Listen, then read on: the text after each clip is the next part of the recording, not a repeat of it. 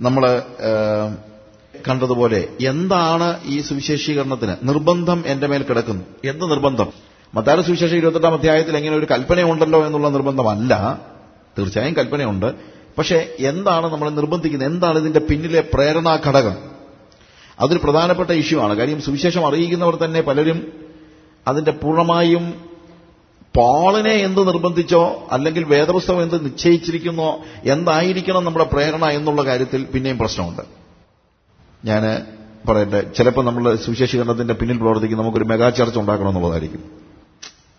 Mega ചർച്ചിനോട് എനിക്ക് വിരോധമൊന്നുമില്ല. പക്ഷേ mega church ഉണ്ടാക്കുക എന്ന ലക്ഷ്യത്തോടു കൂടെയാണ് സുവിശേഷം അറിയിക്കുന്നതെങ്കിൽ നമ്മൾ യഥാർത്ഥത്തിൽ ദൈവം ഉദ്ദേശിക്കുന്ന നിലയിൽ നിന്ന് പുറകോട്ട് പോവുകയാണ്. കാരണം പോൾ ഇവിടെ 2 കൊരിന്ത്യർ 5-ാം അധ്യായത്തിൽ നമ്മൾ വായിച്ച വേദഭാഗത്ത് പറയുന്ന ഒരു കാര്യമുണ്ട്. ദൈവത്തിന് ഞങ്ങൾ വെളിപ്പെട്ടിരിക്കുന്നു എന്നാണ് എഴുതിയിരിക്കുന്ന ഒരു പ്രധാനപ്പെട്ട കാര്യം. ഞങ്ങൾക്ക് വേഴ്സ് 11 2 കൊരിന്ത്യർ ചാപ്റ്റർ 5 വേഴ്സ് 11 ആകയാൽ കർത്താവിനെ ഭയപ്പെടണമെന്ന് അറിഞ്ഞിട്ട് ഞങ്ങൾ മനുഷ്യരെ സമ്മതിപ്പിക്കുന്നു, എന്നാൽ ദൈവത്തിന് ഞങ്ങൾ വെളിപ്പെട്ടിരിക്കുന്നു, നിങ്ങളുടെ മനസാക്ഷികളിലും വെളിപ്പെട്ടിരിക്കുന്നു എന്ന് ഞാൻ ആശിക്കുന്നു. ദൈവത്തിന് ഞങ്ങളുടെ ഹൃദയം അറിയാം. എന്തറിയാം? ഇത് വെച്ചുകൊണ്ട് ഞാനിവിടെ ഗ്രൂപ്പ് ഉണ്ടാക്കാനൊന്നും അല്ല വരുന്നെന്നുള്ളത്. ഞാൻ മുഖേന രക്ഷിക്കപ്പെട്ടവരുടെ ഒരു ഗ്രൂപ്പ് ഉണ്ടാക്കാൻ വേണ്ടിയല്ല ഞാൻ സുവിശേഷം അറിയിക്കുന്നത്. ഞാൻ രക്ഷിക്കപ്പെട്ട ആളുകളിൽ നിന്ന് ദശാംശം വാങ്ങിച്ച് എനിക്ക് നന്നായിട്ട് ജീവിക്കണമെന്നുള്ള ആഗ്രഹം കൊണ്ടല്ല ഞാൻ സുവിശേഷം അറിയിക്കുന്നത്. ഈ വ്യക്തികളെല്ലാം കൂടി വലിയൊരു മെഗാ ചർച്ച് ഉണ്ടാക്കി പൗലോസിന്റെ സഭ എന്ന് പേരിടാനായിട്ടല്ല ഞാൻ സുവിശേഷം അറിയിക്കുന്നത്. എന്തറിയാം? ക്രിസ്തുവിന്റെ സ്നേഹം ആണ് എന്നെ ഇതിന് പ്രേരിപ്പിച്ചത് എന്നുള്ളത് ഞങ്ങൾക്ക് കൃത്യമായിട്ട് അറിയാം എന്നാണ് പോൾ പറയുന്നത്. അപ്പൊ അതുകൊണ്ട് സുവിശേഷീകരണത്തിന്റെ പിന്നിലെ പ്രേരണാ ഘടകം എപ്പോഴും എന്തു തന്നെ ആയിരിക്കണം? ക്രിസ്തുവിന്റെ സ്നേഹം. The love of God കൺസ്ട്രെയിനത്ത് me. എന്നെ ക്രിസ്തുവിന്റെ സ്നേഹം ഭ്രാന്ത് പിടിപ്പിച്ചിരിക്കുന്നു എന്നുള്ളതാണ് കാര്യം. പോൾ ഭ്രാന്തനാണെന്ന് അല്ലെങ്കിൽ നമ്മളിപ്പം ശരിക്കും നല്ല രീതിയിൽ സുവിശേഷം അറിയിക്കുന്ന ആളുകളെ കുറിച്ച് അവന്റെ അങ്ങ് ഭ്രാന്ത് പിടിച്ചിരിക്കുകയാണെന്ന് പറയുമല്ലോ. എന്തുകൊണ്ടത് പറയാൻ കാര്യം? അവന്റെ കോൺസെൻട്രേഷൻ ഭയങ്കരമാണ്. ആ കോൺസെൻട്രേഷൻ അവന് വേറെ ഒന്നും ആലോചിക്കാൻ പോലും കഴിയാത്ത രീതിയിൽ അവൻ എന്ത് ചെയ്യുന്നു? Continuously he is preaching gospel. പക്ഷേ പോൾ പറയുന്നു, നിങ്ങൾ പറയുന്നല്ലോ എനിക്ക് ഭ്രാന്ത് പിടിച്ചിരിക്കുന്നു, പക്ഷേ നിങ്ങളടുത്ത് വരുമ്പോൾ എനിക്ക് ഭ്രാന്തൊന്നുമില്ല, ഞാൻ നല്ല സുബോധമുള്ളവനാണ്. പക്ഷെ ദൈവത്തിന്റെ അടുത്ത് ചെല്ലുമ്പോൾ കർത്താവിന്റെ സ്നേഹം എന്നെ എന്ത് ചെയ്യുന്നു? ഭ്രാന്ത് പിടിപ്പിക്കുന്നുണ്ട്. നിങ്ങൾ ഭ്രാന്തന്മാരെന്ന് പറഞ്ഞാലും ഞങ്ങൾ ഭ്രാന്തന്മാരാണ്. പക്ഷെ ആർക്കാണ് ഭ്രാന്തന്മാർ? അവിടെ 13 മുതലുള്ള വാക്യങ്ങൾ എഴുതിയിരിക്കുന്നത്, ഞങ്ങൾ വിവശന്മാർ എന്ന് വരികിൽ ദൈവത്തിനും സുബോധമുള്ളവർ എന്ന് വരികിൽ നിങ്ങൾക്കും ആകുന്നു. ഞങ്ങൾ ദൈവത്തിന്റെ സന്നിധി ചെല്ലുമ്പോൾ നിങ്ങൾ ഈ പറയുന്ന ലോകത്തിന്റെ ബുദ്ധിയോ ബോധമോ ഒന്നും ഞങ്ങൾ ഉപയോഗിക്കുന്നില്ല. ദൈവത്തിന്റെ സന്നിധി ചെല്ലുമ്പോൾ വലിയ ബുദ്ധിപൂർവ്വമൊന്നുമല്ല ഞങ്ങൾ ഇടപെടുന്നത്. ഞങ്ങൾ എന്ത് ചെയ്യുന്നു? We are just enjoying the presence of God. ദൈവത്തിന്റെ സാന്നിധ്യത്തെ ഞങ്ങൾ ശരിക്കും അനുഭവിക്കുന്നുണ്ട്.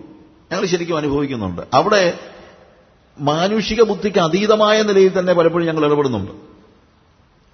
എന്ന് തന്നെയല്ല, അവിടെ വെച്ചാണ് ഞങ്ങൾ യേശുവിന്റെ സ്നേഹത്താൽ പിടിക്കപ്പെടുന്നത്.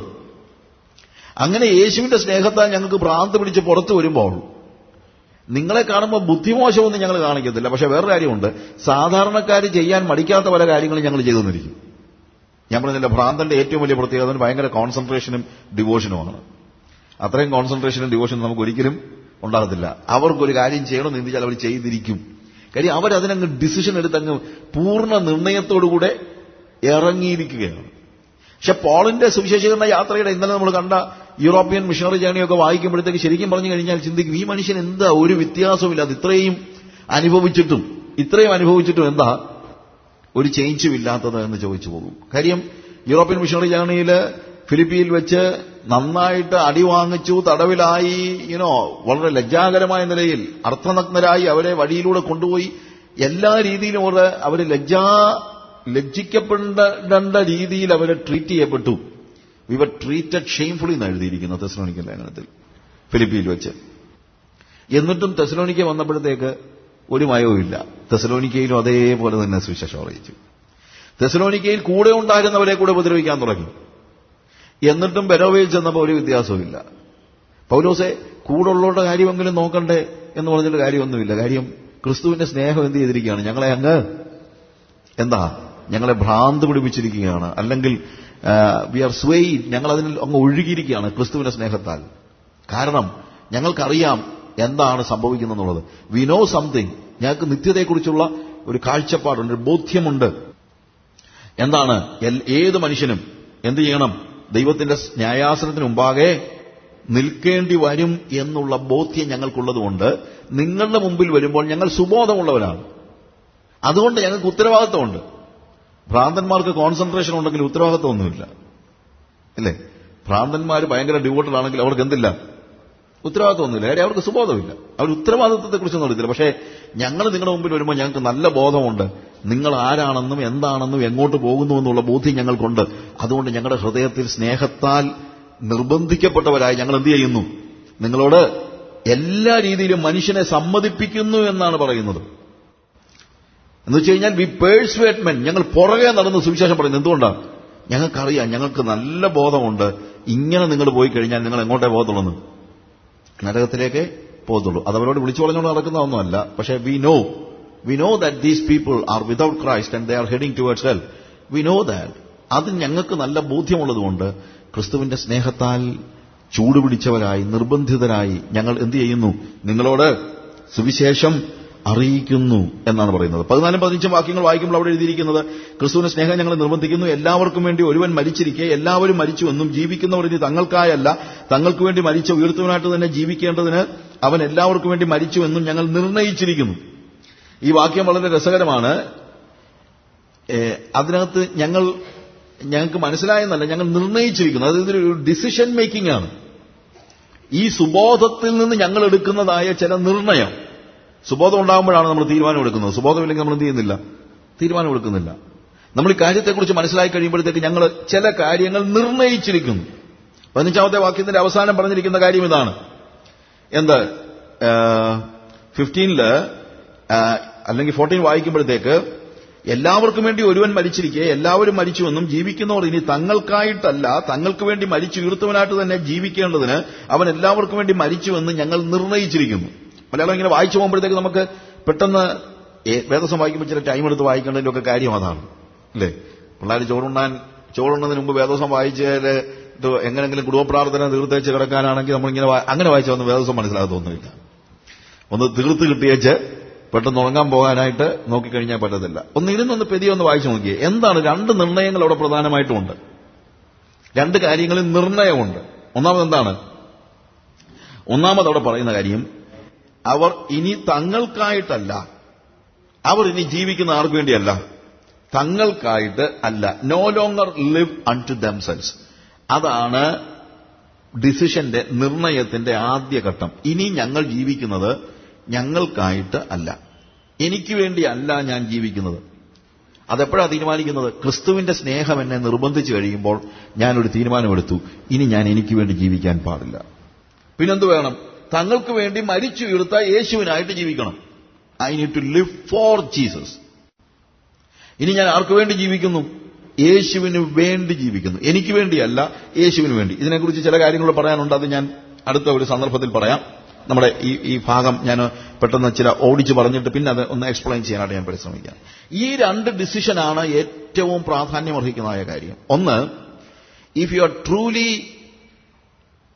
ഗോ ഫോർ, നിങ്ങൾ ശരിക്കും യേശുവിന്റെ സ്നേഹത്തിന് വേണ്ടി പോകുകയാണെങ്കിൽ, അല്ലെങ്കിൽ യേശുവിന്റെ ഒരു വിവശതയോടുകൂടെ, അല്ലെങ്കിൽ അതൊരു ഒരു സീരിയസ് ഇഷ്യൂ ആയിട്ട് എടുക്കുകയാണെങ്കിൽ, അത് നിങ്ങളുടെ ഒരു വലിയ ഒരു നിങ്ങളെ നയിക്കുന്ന നിലയിലേക്ക് വരികയാണെങ്കിൽ, if you are truly constrained by the love of Jesus, യേശുവിന്റെ സ്നേഹത്താൽ നിങ്ങൾ നിർബന്ധിക്കപ്പെടുന്നെങ്കിൽ, ഏതൊരു വ്യക്തിയും എടുക്കുന്ന 2 തീരുമാനങ്ങളാണ്. ഒന്ന്, ഇനി ഞാൻ എനിക്ക് വേണ്ടി ജീവിക്കുകയില്ല.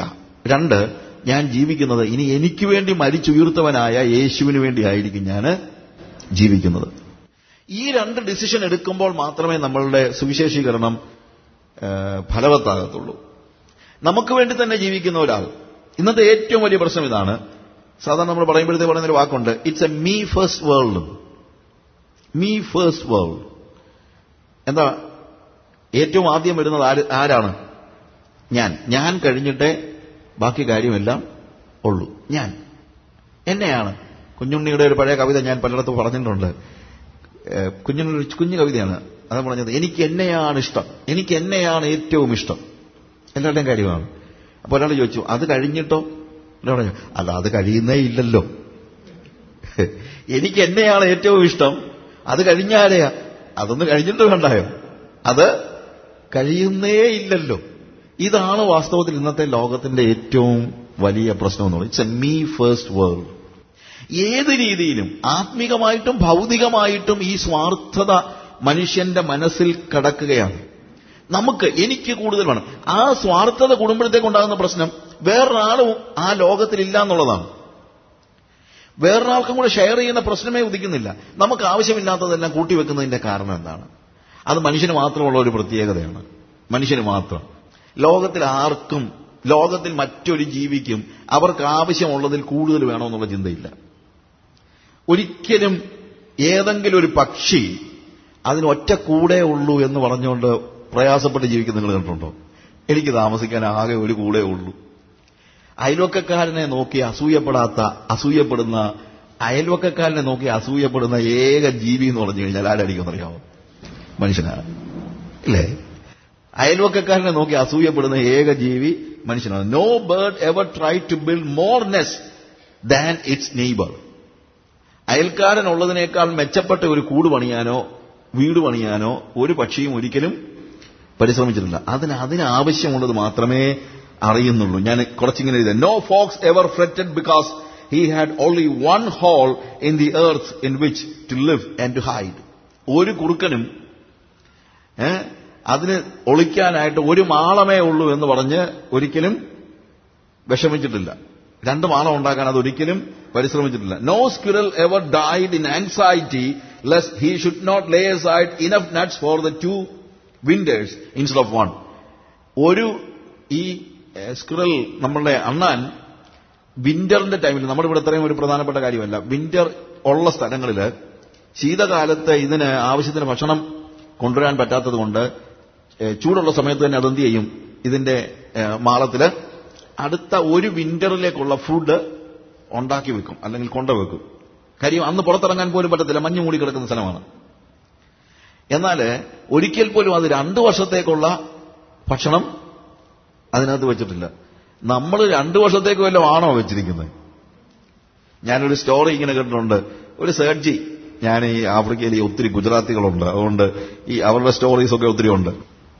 ഇവരുടെ ഒരു വലിയ പ്രശ്നം എന്ന് പറഞ്ഞു കഴിഞ്ഞാൽ അവരുടെ ഏക സന്തോഷം, ഈ നേരത്തെ ഇവര് പൈസ ഒന്നും ബാങ്കിലെടുത്തില്ലായിരുന്നു, ഇപ്പം ബാങ്കിലെടുത്തുകൊണ്ട് ഇതിങ്ങനെ പൈസ ഇങ്ങനെ കെട്ടി അടുക്കി വെച്ചിരിക്കും. ഇത് ഇടയ്ക്കിടയ്ക്കൊക്കെ ഒന്ന് പോയി നോക്കുക എന്നുള്ള ഒരു കാര്യം മാത്രമേ ഉള്ളൂ, അല്ലാതെ വേറെ ഒന്നുമില്ല.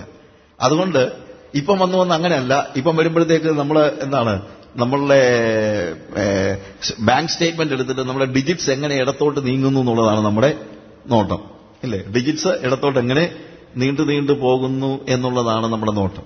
ഈ അടുത്ത സമയത്ത് ഒരു സ്കിറ്റ് ഒരു സൺഡേ സ്കൂളിൽ കാണിച്ചു. ഒരു ചെറുക്കൻ അവന്റെ ഒരു പ്രോബ്ലം ഒരു ഡോക്ടറെ കൊണ്ട് കാണിക്കുകയാണ്. ഒരു സ്പിരിച്വൽ ഇതാണ്. ഡോക്ടറെ കൊണ്ട് കാണിക്കുകയാണ്. രോഗം എന്നാന്ന് ചോദിച്ചു കഴിഞ്ഞാൽ സൺഡേ സ്കൂളിൽ പോകുമ്പോൾ അവൻ മുന്നോട്ട് ഒരു കാല് വെച്ചാൽ 2 കാല് പുറകോട്ടൊക്കെ പോകും. അത് സൺഡേ സ്കൂളിൽ പോകുമ്പോഴേ ഉള്ളൂ, വേറെ എവിടെ പോകാനും ഇല്ല. പക്ഷേ സൺഡേ സ്കൂളിൽ പോകുമ്പോൾ മുന്നോട്ടൊരു കാല് വെച്ചാൽ പുറകോട്ട് 2 കാല് പോകും. ഈ രോഗത്തിന്റെ പ്രശ്നം പറയാനായിട്ട് ഡോക്ടർ എടുത്തു. അപ്പൊ ഡോക്ടർ മോനോട് ചോദിക്കുക, മോനെ നിനക്ക് ഏറ്റവും ഇഷ്ടമുള്ള ബുക്ക് ഏതാ? ഞാൻ പറയാം, ഫേസ്ബുക്ക്. ഏറ്റവും ഇഷ്ടമുള്ള ബുക്ക് ഫേസ്ബുക്ക്. ഉള്ള ചോദിച്ചു, നിന്റെ പപ്പായ്ക്ക് ഏറ്റവും ഇഷ്ടമുള്ള ബുക്ക് ഏതാ? അത് മമ്മിക്കും എല്ലാവർക്കും അറിയാം. എന്തുവാടാ? പാസ്ബുക്ക്.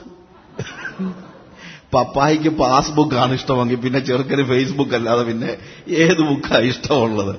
അപ്പൊ പാസ്ബുക്ക് നോക്കിയിരിക്കുന്ന അപ്പന്റെ മക്കള് പിന്നെ ഫേസ്ബുക്ക് അല്ലാതെ എന്തോ ബുക്ക് നോക്കാനാണ്, ഇല്ലേ? അതാ ഞാൻ പറഞ്ഞത്, ഇന്നത്തെ നമ്മുടെ സമൂഹം ഒരു മീ ഫസ്റ്റ് വേൾഡിലേക്ക് വന്നിരിക്കുകയാണ്.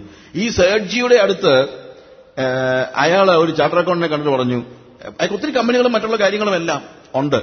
അങ്ങനെ ഈ കമ്പനികളെല്ലാം ഉള്ളതുകൊണ്ട് സേഠ്ജി ഈ ചാർട്ടർ അക്കൗണ്ടിൽ ചോദിച്ചു, എന്റെ സകല സ്വത്തും ഈ രീതിയിൽ പോവുകയാണെങ്കിൽ, ഇത് ഗ്രോത്ത് ഒന്നും ഉണ്ടാകാതെ ഈ രീതിയിൽ തന്നെ പോവുകയാണെങ്കിൽ എന്റെ അടുത്ത എത്ര തലമുറകൾക്ക്, അതായത് ഇപ്പോഴത്തെ മക്കളുടെ കണക്കൊക്കെ വെച്ച് അടുത്ത തലമുറകളെല്ലാം കണക്കൂട്ടി അടുത്ത എത്ര തലമുറകൾക്ക് വേണ്ടിയുള്ളത് സമ്പാദ്യമായി എന്റെ കയ്യിലുണ്ട് എന്നുള്ളതൊന്ന് കണക്ക് കൂട്ടാൻ ഒരു ചാർട്ടർ അക്കൗണ്ടിനെ ഏൽപ്പിച്ചു. ചാർട്ടർ അക്കൗണ്ടന്റ് ഒരു ദിവസം മുഴുവൻ കുത്തിപ്പിടിച്ചിരുന്ന് കണക്ക് കൂട്ടിയിട്ട് പറഞ്ഞു, സേഠ്ജി, ഇനി ഒന്നും ഉണ്ടാക്കിയില്ലെങ്കിലും അടുത്ത 20 തലമുറകൾക്ക് ജീവിക്കാനുള്ള പണം ഇപ്പോൾ തന്നെ സേഠ്ജി ഉണ്ടാക്കിയിട്ടുണ്ട്. ഇയാളൊരൊറ്റ കരച്ചില. അപ്പൊ സാറേ, എന്റെ 21ാമത്തെ തലമുറ എങ്ങനെ ജീവിക്കും? 20 തലമുറകളോട് എന്റെ 21ാമത്തെ തലമുറ എങ്ങനെ ജീവിക്കും? ഇതാണ് നമ്മുടെ പ്രശ്നം. ഒരു വിന്ററിന് വേണ്ടി പോലും ഉള്ളതിലധികം ഒരു നട്ട് പോലും സൂക്ഷിച്ചു വെക്കാൻ ഒരു സ്ക്വിറലും തയ്യാറാകുന്നില്ല. പക്ഷെ നമ്മൾ എന്തിനാ ഇതെല്ലാം കൂടെ കൂട്ടിവെക്കുന്നത്? അതാണ് നമ്മൾ ഒരു me first world, I live four myself എന്നുള്ളത് പറയുന്നത്.